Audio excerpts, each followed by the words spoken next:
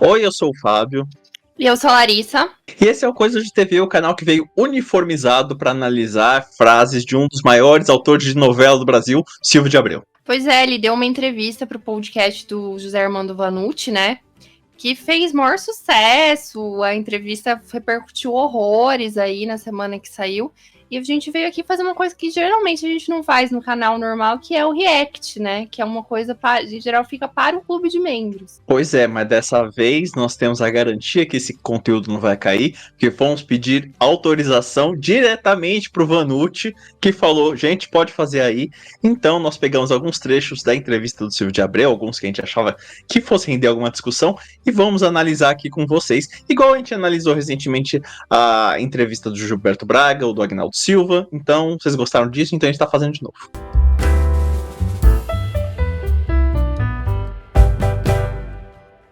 Apenas reforçando aqui que nós vamos assistir apenas alguns trechos da entrevista do Silvio de Abreu no podcast Vem Pode Chegar, que é do José Armando Vanucci e do Jorge Bin, que não tem parentesco com Bianca Bin, imagino.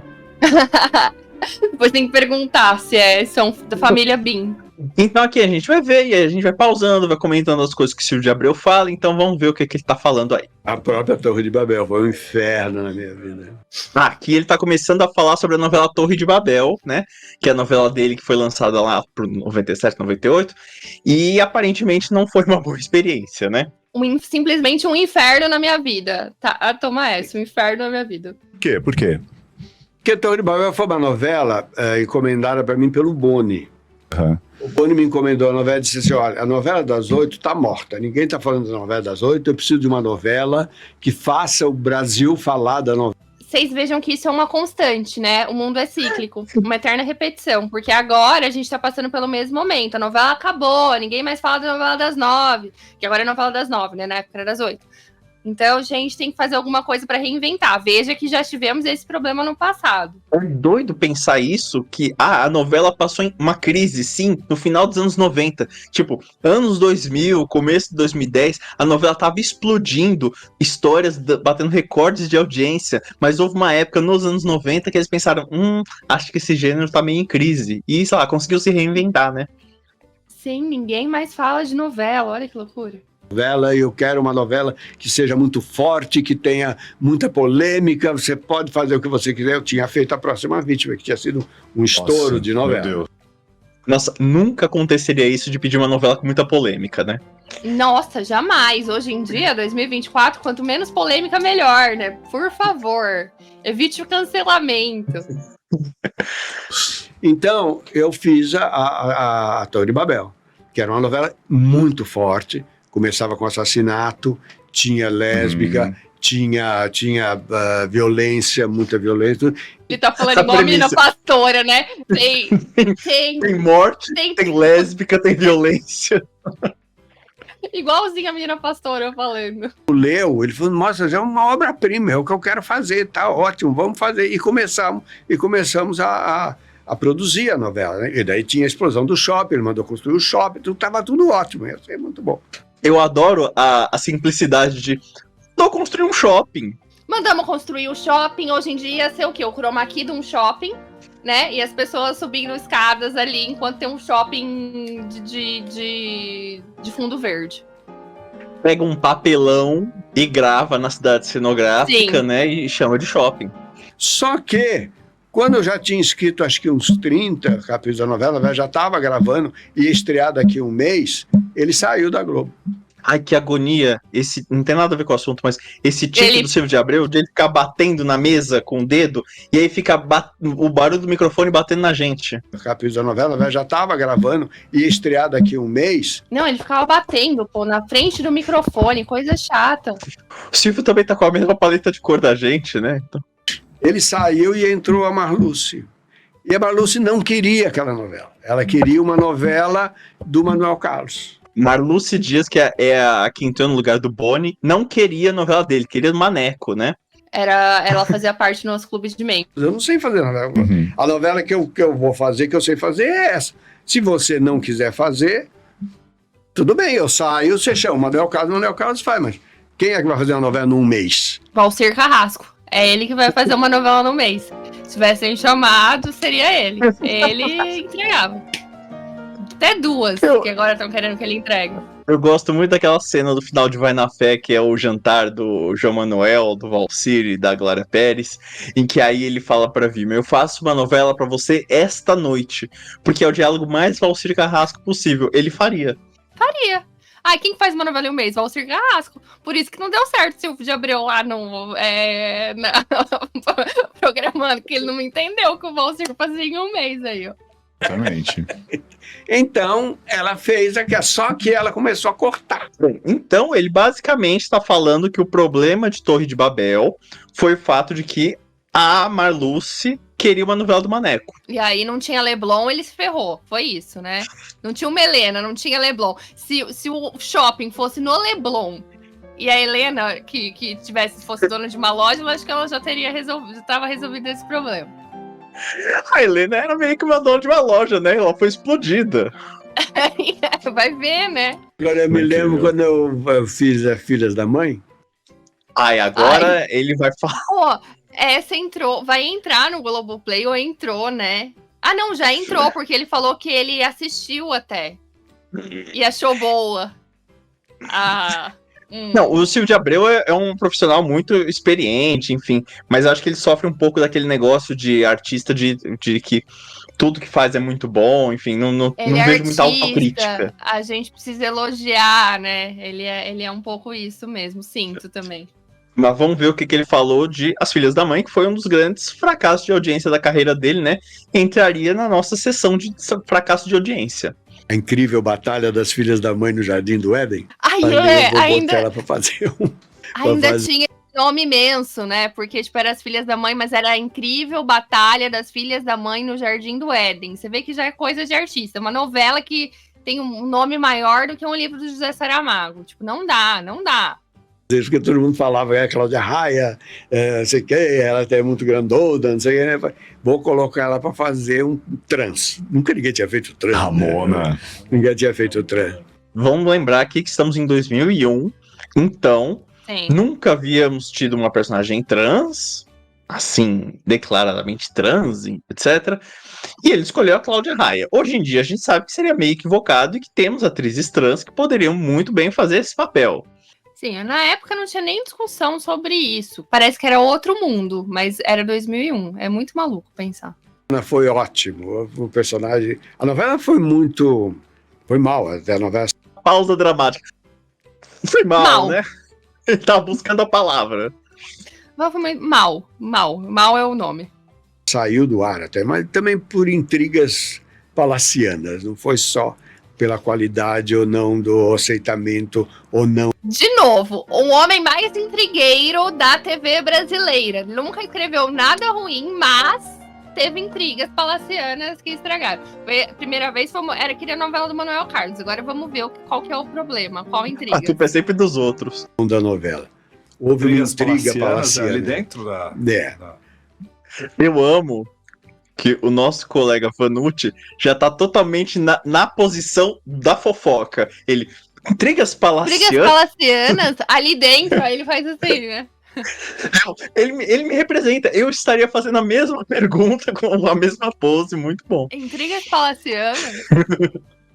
Onde? A novela foi assim. Quando a Marluce assumiu... De novo a Marluce? Essa daí, hein? Marluce em bocas de Matilde. Ninguém te... Olha só. Ela dividiu a programação em 3 núcleos. O Carlos Manga cuidava da meia-noite até às 6 da tarde. O Paulo Biratã cuidava das 6 da tarde até às 10 da noite. E o Daniel Filho fazia das 10 da noite até a meia-noite. Basicamente, a Marluce transformou a grade da Globo num trabalho de escola, em que cada um faz uma parte, depois junta tudo e entrega. A Marluce fazia a capa do trabalho, botava o nome das pessoas e entregava. E aí, o Paulo Biratã morreu. O Paulo Biratã morreu e ficou, então, a parte principal, que era o horário nobre, vazia. Então começou uma brigaiada, quem vai pegar, quem não vai pegar. Era o Game of Thrones, né? Sim, pra ver quem ia ficar com esse trono. E cada um tinha que mostrar pro serviço para ver se pegava o cargo lá. E o Manuel Martins me chamou. Eu tinha decidido não ia mais escrever novela na vida. Torre de Babel já tinha sido o máximo. Eu tinha mais, acho que 1 ano de contrato, eu queria abrir mão, não queria fazer. Uhum. Mas ele chamou o Jorginho me convenceu. O Jorginho é ninguém menos que Fernando. quem? Jorge Fernando, o grande Jorge Fernando.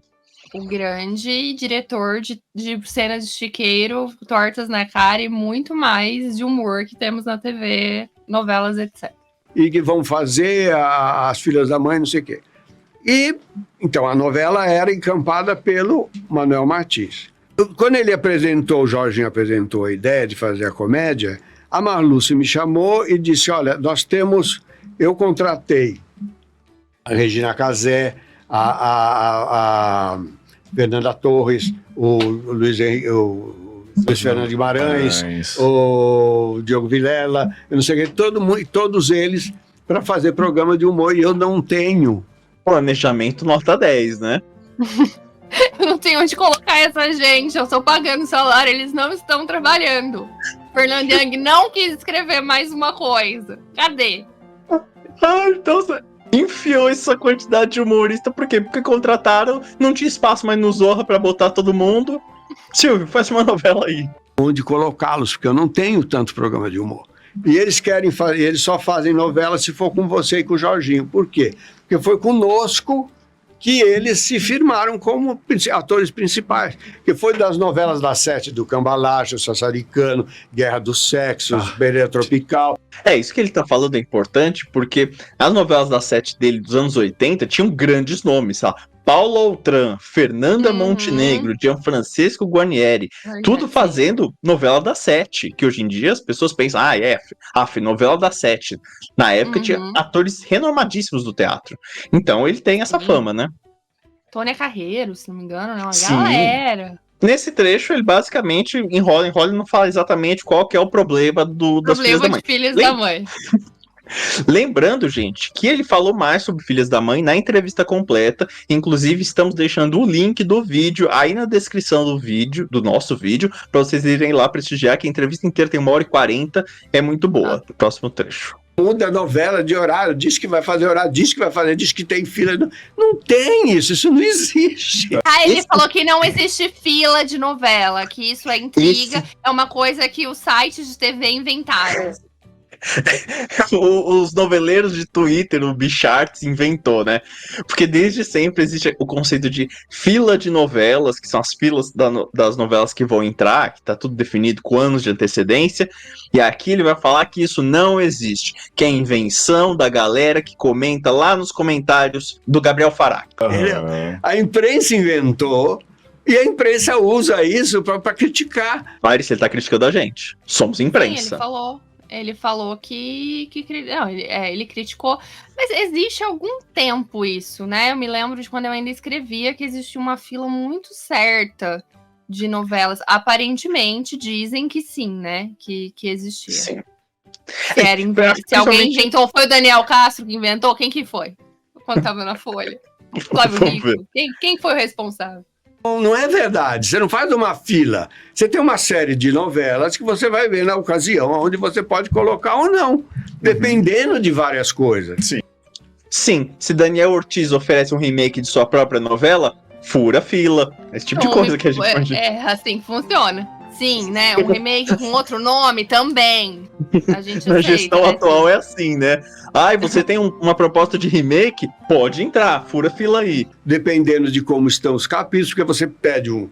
O problema é o seguinte, o autor mandava o capítulo, a sinopse para mim. Eu lia e falava, ok, tá bom. Isso aí que ele vai explicar agora, eu acho que isso aí faz sentido. Porque Eu também achei.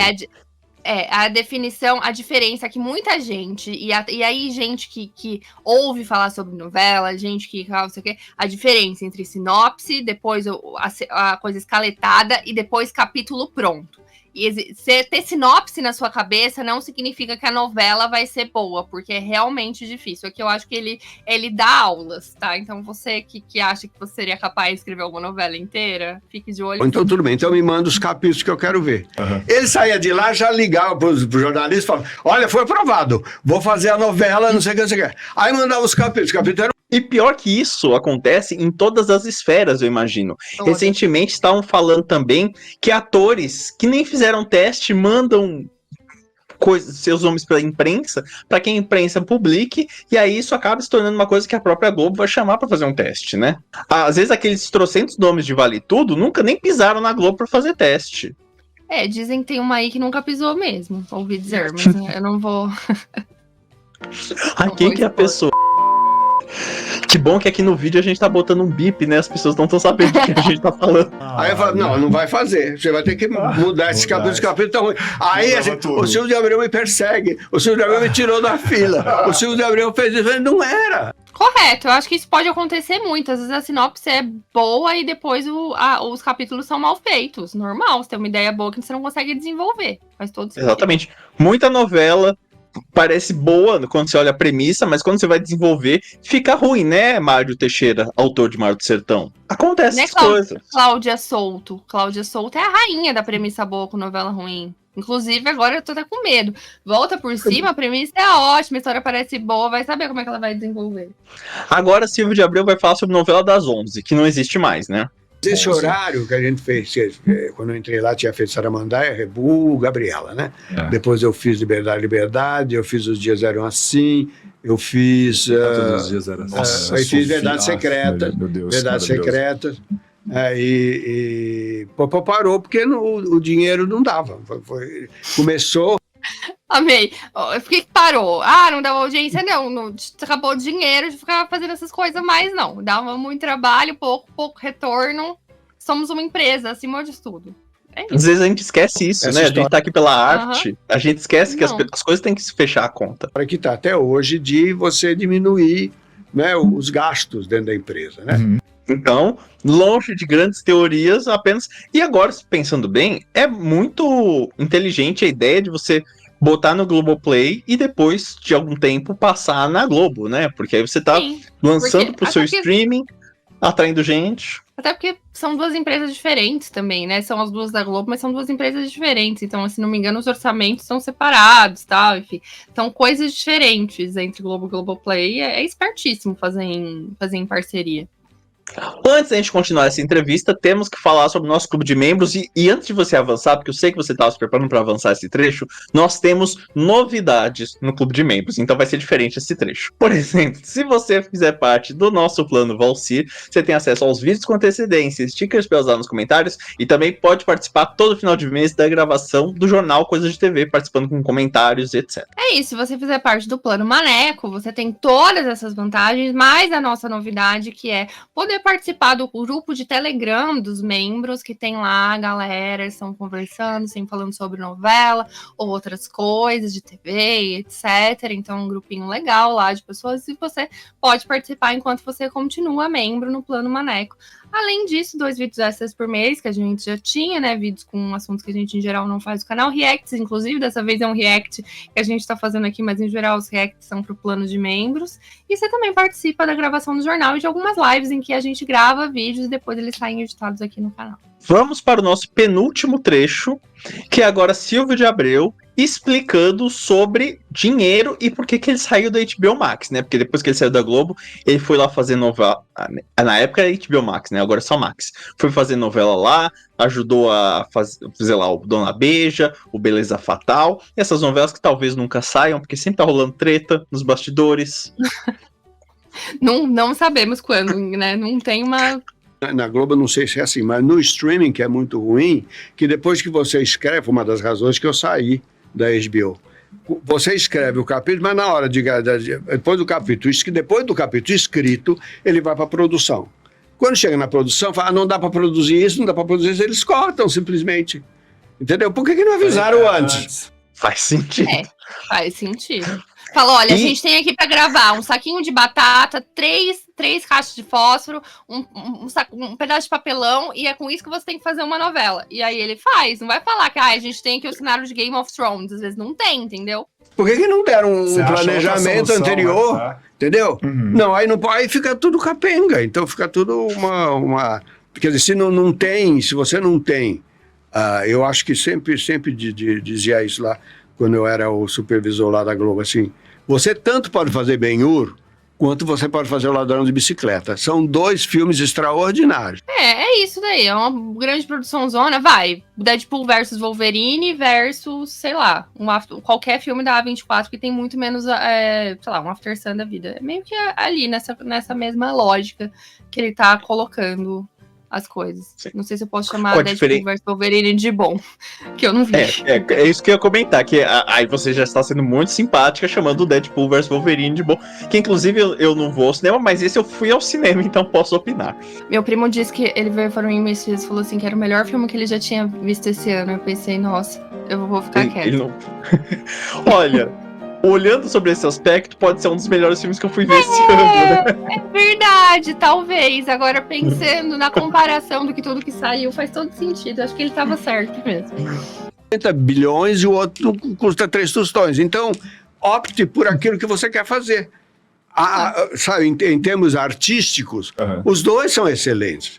Em termos populares, os dois fizeram sucesso. Entendeu? Então, é uma questão de você optar. Agora, você não pode querer fazer Ben-Hur com a verba do Ladrão de Bicicleta, porque aí não vai dar certo. Você vai ter que cortar a corrida de charretes, você vai ter que cortar os bailes, você não vai poder fazer a história. Que ele falou Eu acho que faz... E o que eu não entendo é que, assim, até nas séries isso acontece. Por exemplo, Game of Thrones tem uma puta de uma produção imensa, né? Ou A Casa do Dragão.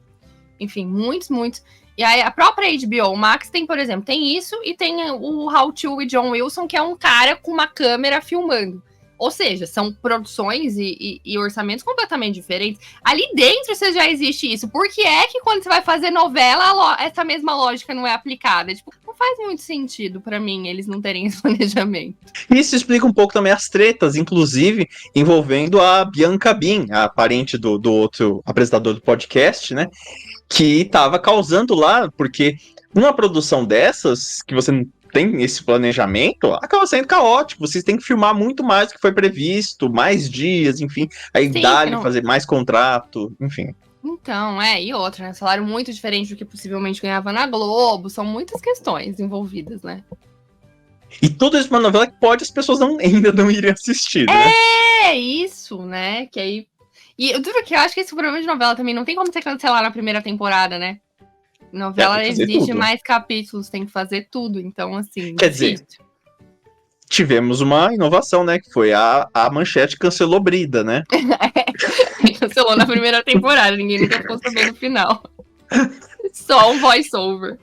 E agora, nesse último trecho, nós vamos ouvir Silvio de Abreu falando sobre a novela Deus Salve o Rei. Aquela novela lá, o Game of Thrones da Globo, né? Lá, por exemplo, eu fiz aquela novela que não deu muito certo de audiência, mas era uma boa ideia. Era mesmo uma boa ideia? Sabe o que eu achei? Que eles ficaram meio... Ele e o Aguinaldo. Eu acho que teve uma galera ali na Globo que realmente ficou meio obcecada por Game of Thrones e queria muito fazer a versão brasileira. Você viu que o Silvio de Abreu vai falar que era uma boa ideia.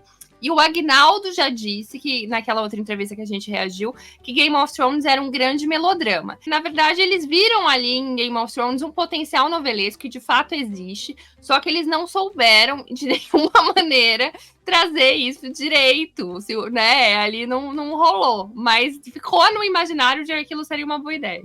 No nosso vídeo de Bang Bang, a gente sugeriu que talvez Bang Bang daria certo se fosse feito pelo Valsir. Eu também acho que o Valsir faria um bom Game of Thrones. Totalmente.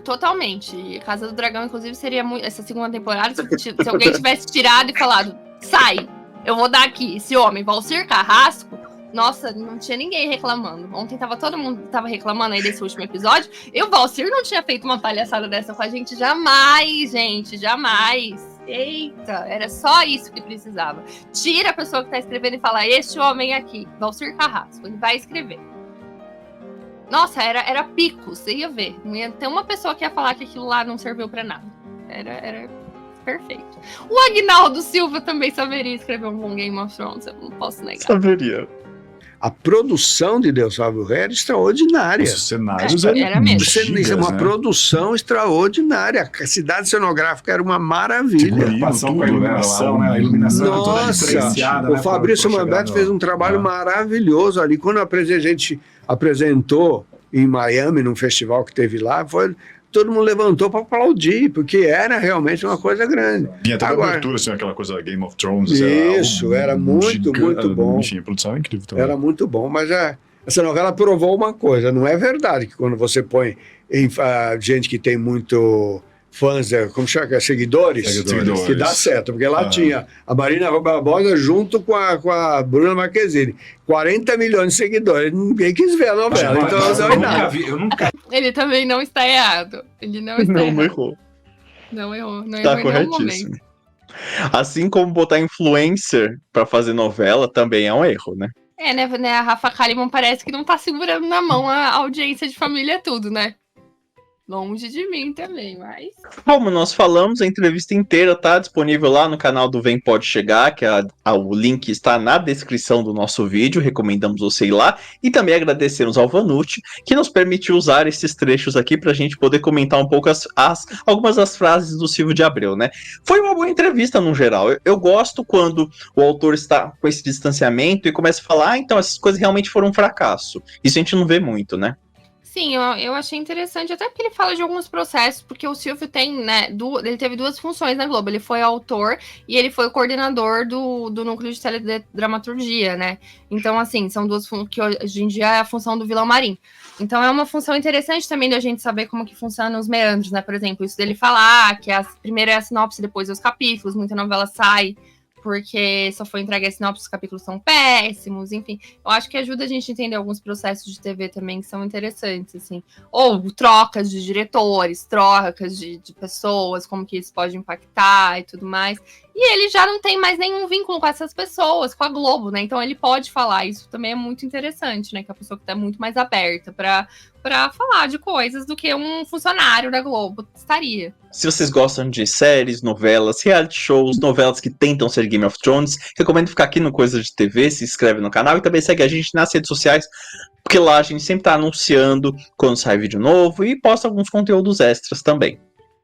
É isso, dá uma olhada aqui embaixo, conta pra gente o que você achou dessa entrevista, se você se surpreendeu com tudo, com alguma coisa que o Silvio de Abreu falou, e aproveita e dá uma olhada aqui no link para você ir lá ver a entrevista completa, que está no canal, né, do podcast, e é bem legal, mas tem 1h40, então veja com o tempo, quando você está lavando uma loucinha ali, fazendo seus afazeres domésticos, vale a pena, tem bastante coisa legal para quem gosta de meandro de TV, assim. Então até mais, isso, gente. né, gente? Até mais, até o próximo vídeo.